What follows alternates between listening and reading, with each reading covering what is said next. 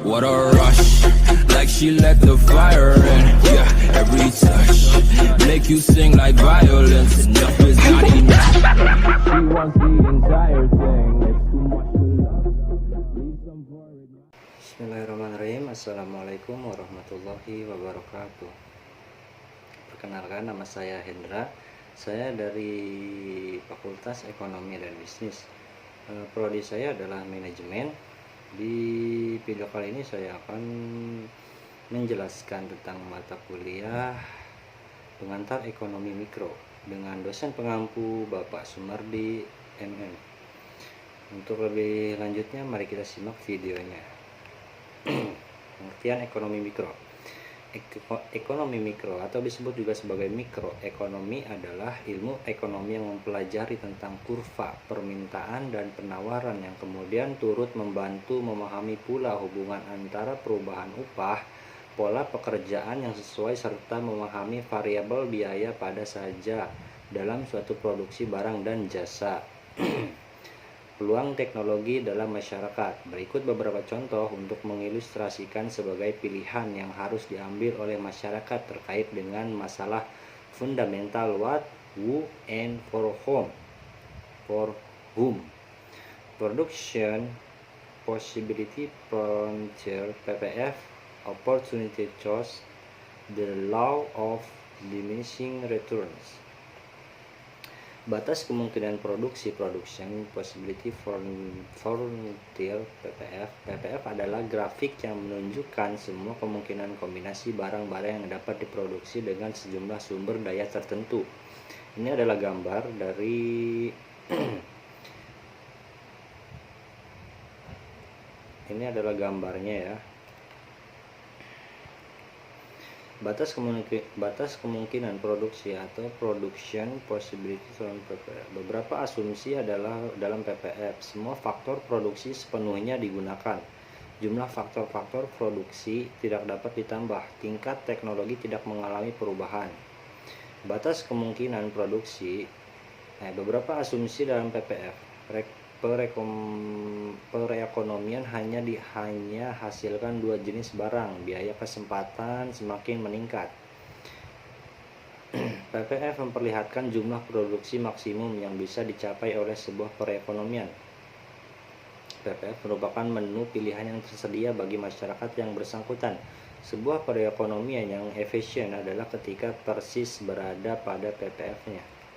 Beberapa penggunaan PPF melukiskan definisi ilmu ekonomi, di mana ilmu ekonomi merupakan ilmu memilih barang apa yang akan diproduksi, memberikan definisi yang sangat tepat mengenai kelangkaan security. Beberapa penggunaan PPF. PPF memperjelas tiga masalah dasar dalam kehidupan ekonomi, yaitu what, who, for whom. PPF menggambarkan masalah umum, yakni kita harus melakukan pilihan terhadap berbagai kesempatan. Biaya kesempatan, opportunity cost. Kehidupan penuh dengan berbagai pilihan karena sumber daya adalah langka. Setiap pilihan pasti memerlukan biaya. Biaya oportunitas dari suatu keputusan terjadi karena melakukan pilihan terhadap barang langka dengan mengorbankan barang lain.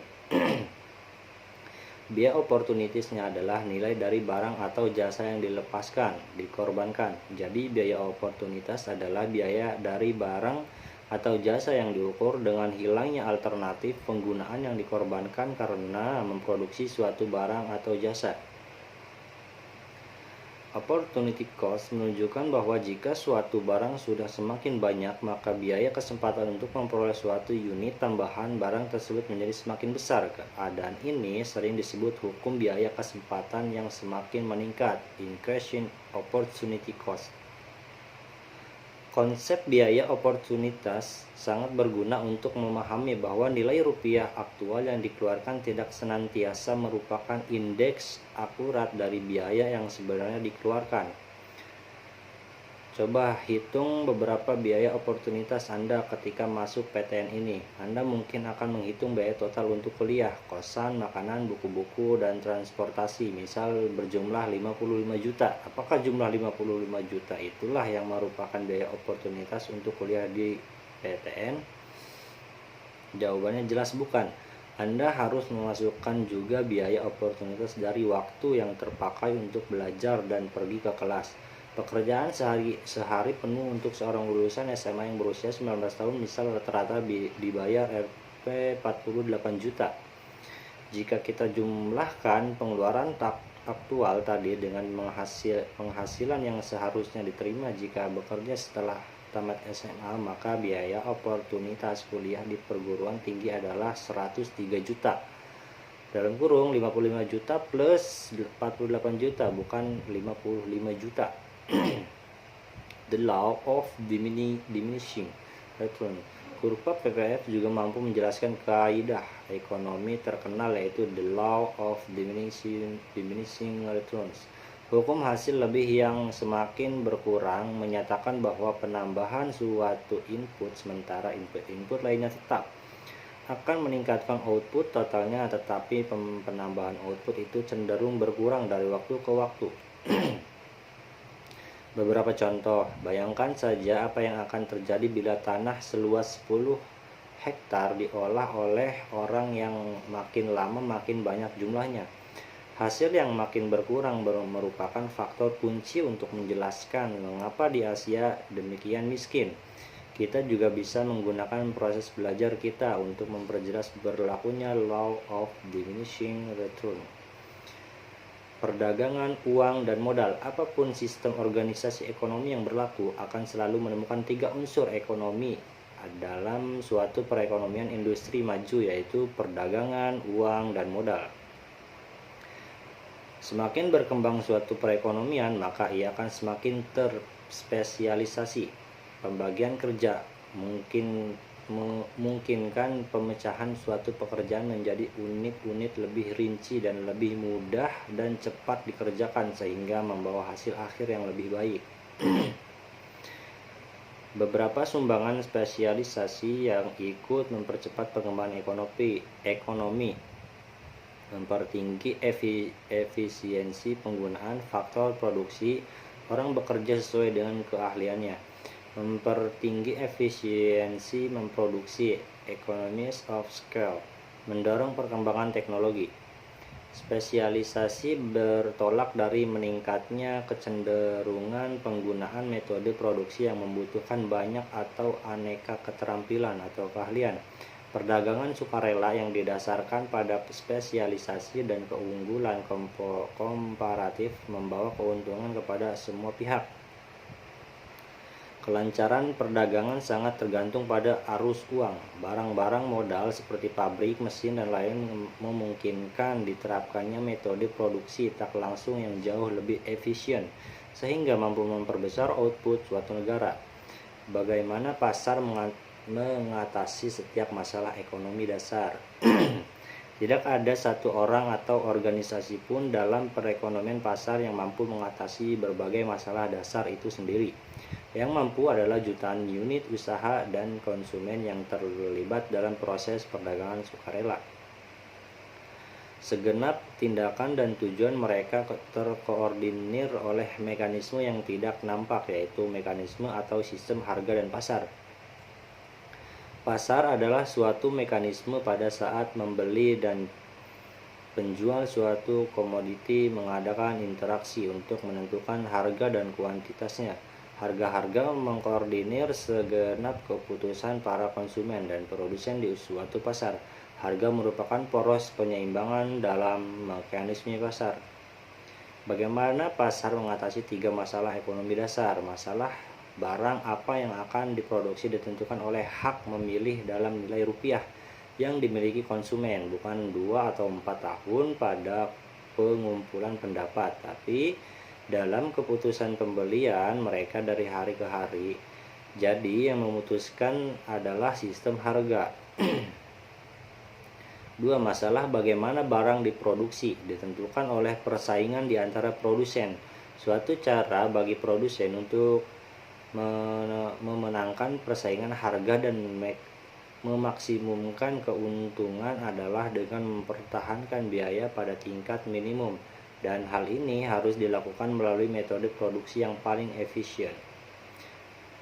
3. Masalah untuk siapa barang-barang diproduksi ditentukan oleh permintaan dan penawaran pasar atas faktor produksi, tanah, tenaga kerja, dan modal. Terkait dengan distribusi pendapatan masyarakat yang ditetapkan oleh jumlah faktor produksi dan harga faktor produksi. Siapa sesungguhnya yang berkuasa dalam perekonomian pasar? Apabila kita amati secara rinci, akan kita lihat bahwa pada akhirnya perekonomian dikuasai oleh dua penguasa. Siapa itu? Konsumen dan teknologi. Invisible hand dan persaingan sempurna. Smith menyatakan adanya hukum tangan tak nampak yang menyatakan bahwa setiap orang dalam mengejar kepentingan dirinya sendiri seolah-olah dikendalikan oleh tangan tak nampak untuk mencapai apa yang terbaik bagi semua. Smith melihat adanya keharmonisan antara kepentingan pribadi dan umum.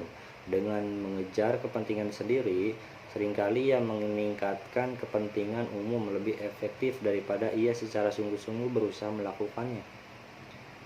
Doktrin Invisible Hand sebenarnya hanya berlaku untuk pasar-pasar persaingan sempurna. Pasar persaingan sempurna adalah sebuah pasar di mana tidak ada satu perusahaan atau produsen atau konsumen yang cukup besar untuk mempengaruhi harga yang berlaku di pasar. Beberapa kebaikan mekanisme pasar. 1. Pasar memberi informasi yang lebih tepat. 2. Pasar memberi perangsang untuk mengembangkan kegiatan usaha. 3. Pasar memberi perangsang untuk memperoleh keahlian modern teknologi. 4. Pasar menggalakkan penggunaan barang dan faktor produksi secara efisien. 5. Pasar memberi kebebasan yang tinggi kepada masyarakat untuk melakukan kegiatan ekonomi. Beberapa kelemahan atau kegagalan mekanisme pasar. Pasar gagal mengalokasikan barang secara efisien. Hal ini disebabkan persaingan tidak sempurna, misal monopoli, eksternalitas, penyediaan barang publik. 2. Pasar tidak mampu menciptakan distribusi pendapatan yang adil atau merata. 3. Timbulnya masalah-masalah makroekonomi, yaitu siklus usaha, lonjakan inflasi dan pengangguran, pertumbuhan ekonomi yang lemah. 3. Fungsi ekonomi pemerintah. 1. Meningkatkan efisiensi. 2. Menciptakan pemerataan atau keadilan. 3. Memacu pertumbuhan ekonomi secara makro dan memelihara stabilitasnya. Bentuk-bentuk campur tangan pemerintah: membuat peraturan-peraturan, menjalankan kebijakan fiskal dan moneter, melakukan kegiatan ekonomi secara langsung. Peranan pemerintah mengatasi kelemahan pasar, kegagalan pasar, inefisiensi, monopoli, eksternalitas barang publik, kesenjangan, ketimpangan pendapatan dan kekayaan yang tidak bisa diterima. Masalah-masalah makroekonomi, siklus usaha, lonjakan inflasi dan pengangguran, pertumbuhan ekonomi yang lemah. Intervensi pemerintah, intervensi ke pasar, pemberian subsidi untuk bidang umum, redistribusi pendapatan, stabilitas melalui kebijakan-kebijakan makroekonomi, program penggalakan pertumbuhan. Contoh mutakhir kebijakan pemerintah: undang-undang anti monopoli, undang-undang anti polusi, anti rokok, angkatan bersenjata, penerangan umum, pengenaan pajak progresif atas pendapatan dan kekayaan, program bantuan sosial, kebijakan moneter, penyesuaian jumlah uang beredar dan suku bunga, kebijakan fiskal, penyeimbangan pendapatan pemerintah lewat pajak dan pembelanjaannya, investasi di bidang pendidikan, pengurangan defisit anggaran dan peningkatan tabungan nasional. Oke, mungkin hanya segitu video yang dapat saya sampaikan. Kurang lebihnya mohon dimaafkan apabila ada salah-salah kata. Wabillahi taufiq wal hidayah. Wassalamualaikum warahmatullahi wabarakatuh. Tell me pretty lies, look me in the face, tell me that you love me.